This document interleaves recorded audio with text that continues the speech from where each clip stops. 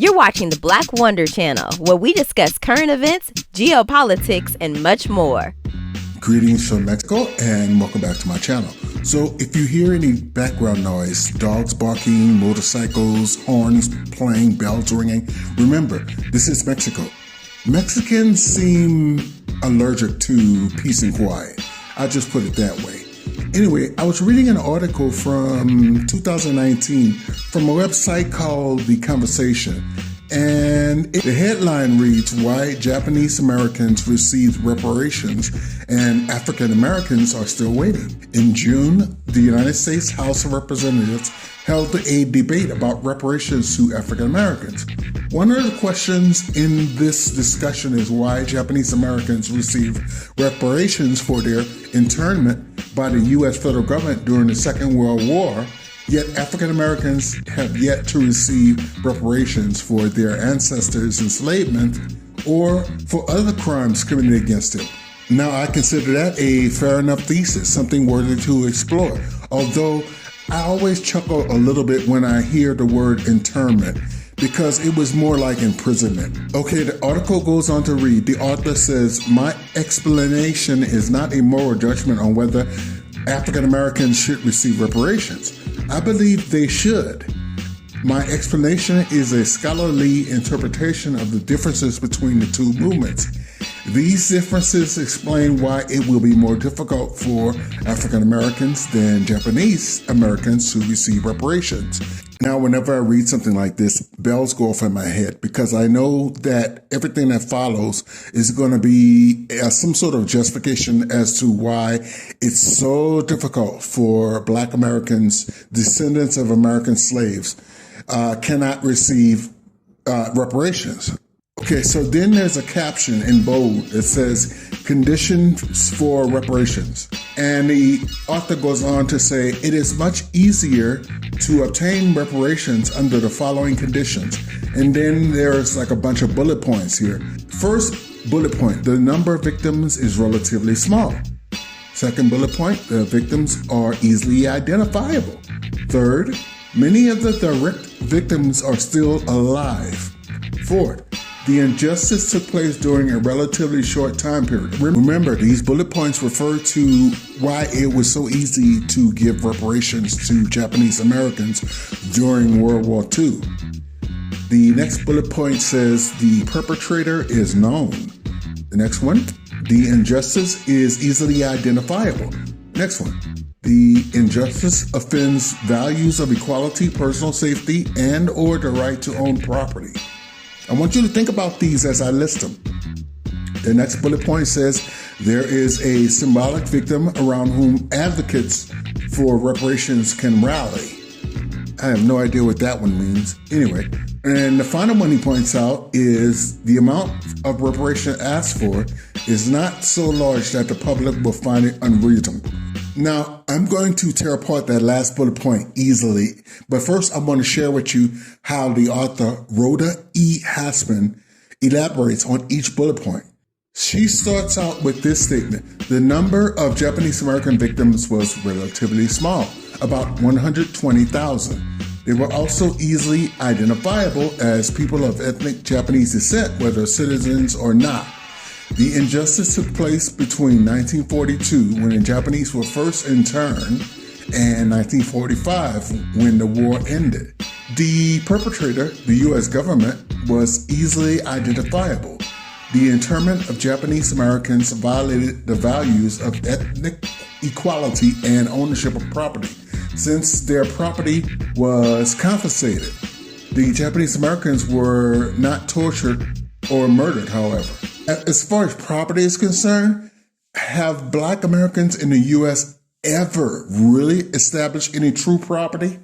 I mean, Japanese Americans, just like most Asian Americans today, own not just their homes, but businesses. They easily get bank loans. Now, when she talks about the number of Japanese Americans being relatively small compared to African Americans, while that's true, what she's overlooking is the fact that Black Americans have historically been the underclass in America. purposely. This has been institutionalized. Japanese Americans were treated poorly during World War II. Black Americans have been treated 10 times worse since the founding of America. Did you know that slaves built the White House? Slaves built the Capitol building. Slaves built the railroads. Slaves built America. Japanese Americans came to America after slavery ended. They weren't brought here. They weren't forced here. Like most immigrants, Japanese Americans chose to come to America. And in doing so, they reaped a lot of the rewards that Black Americans fought for. Just like most Asian Americans enjoy civil rights awards, but they enjoy a whole lot more than we Blacks enjoy. Okay, the article goes on to read, quite a few former internees were still alive in 1988 when reparations were offered. U.S. Senators Daniel Inouye and Spark Matsunaga became symbolic victims. They were both Second World War veterans, and Inouye had lost an arm in the battle. Finally, the amount paid was relatively low, $20,000 for each of the 80,000 surviving internees, for a total of about $1.6 billion. Okay, take note of this author's mention of the amount because we're going to come back to that later. There's another subcaption in bold where the author says, wider and more severe injustices. She says, compared to Japanese Americans, enslaved African Americans and their descendants endured much more severe injustices. Enslavement violated all norms of personal safety. Owners were permitted to beat and torture enslaved people, and in some cases, even to murder them. The violations offend all of our contemporary norms of racial equality. Enslaved African Americans were also not permitted to own property and were themselves the legal property of others. Okay, we know that. Okay, she goes on to say slavery was abolished in 1865, but many injustices were perpetrated during the post-Jim Crow period and beyond.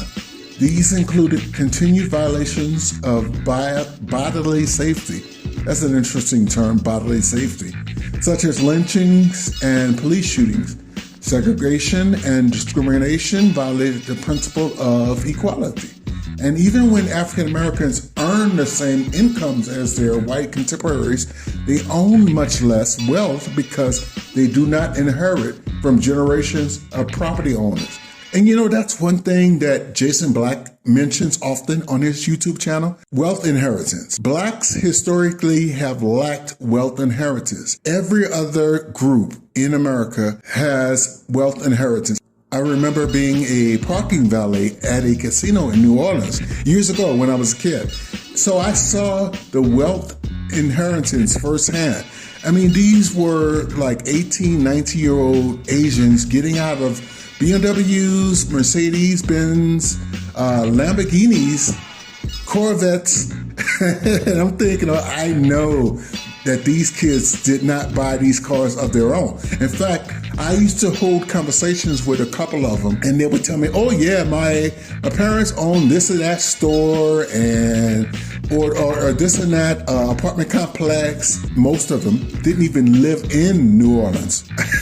So, you know, I saw the wealth inheritance, and it always puzzled me. I was like, how in the hell did these guys place in a position that is so lucrative? As years passed, I understood.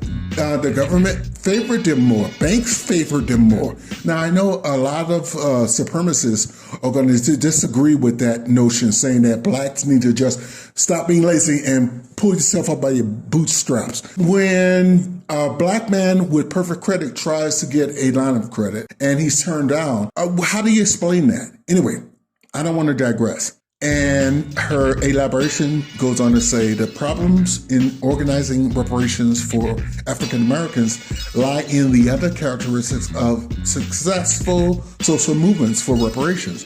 It is difficult to identify which people of African descent in the U.S. today are the descendants of enslaved people, but there are processes available.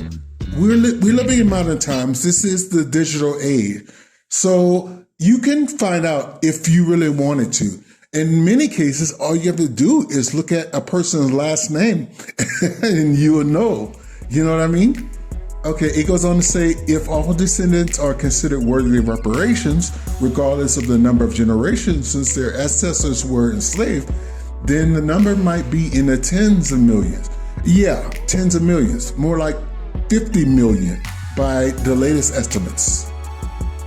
None of the direct victims of enslavement are still alive, and there is no single individual who can be considered symbolic of the reparations movement because all the immediate reparations victims are long dead. Perhaps though one could be chosen, such as Michelle Obama.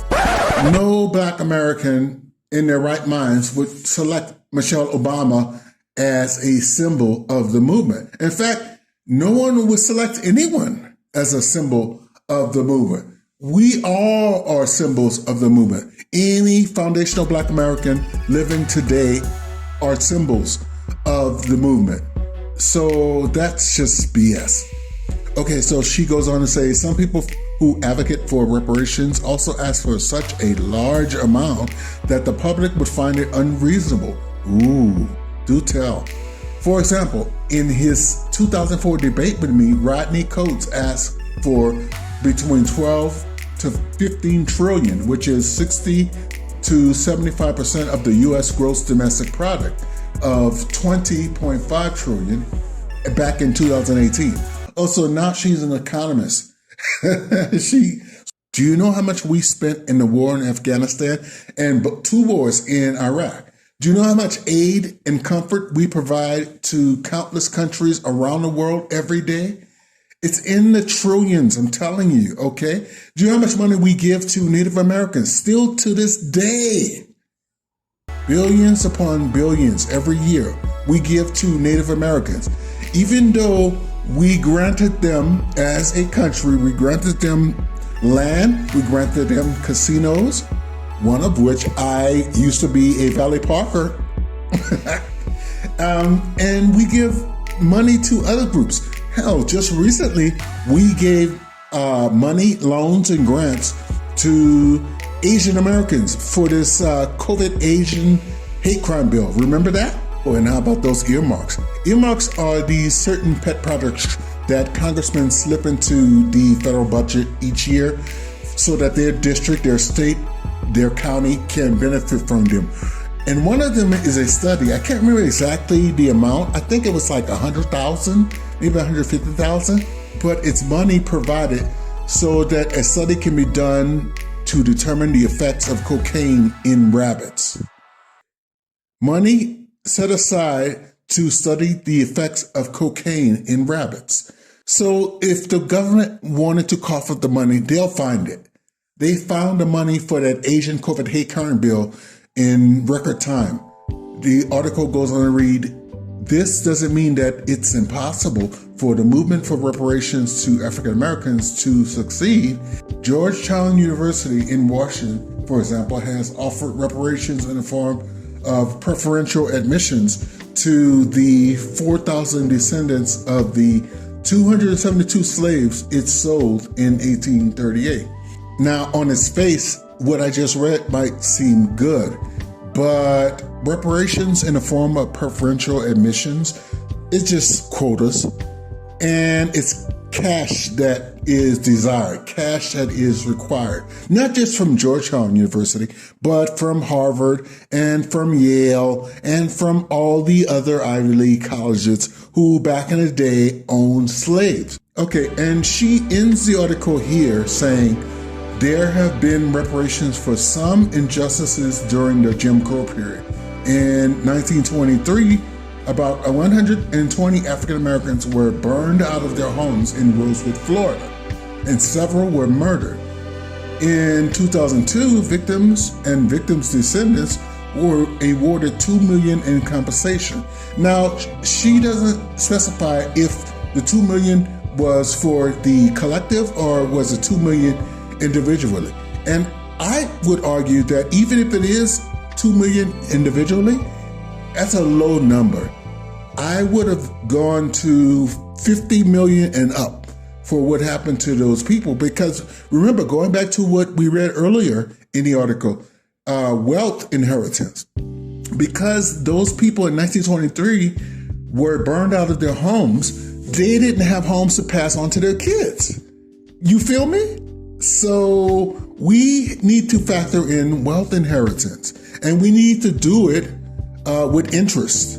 And she closes by saying, thus attaining reparations to African Americans is not an impossible dream, but it is and will continue to be much harder than it was for Japanese Americans. And when I read that, I think of the old saying. It's such a simple and trite saying, but it applies. And that saying is this: where there's a will, there is a way.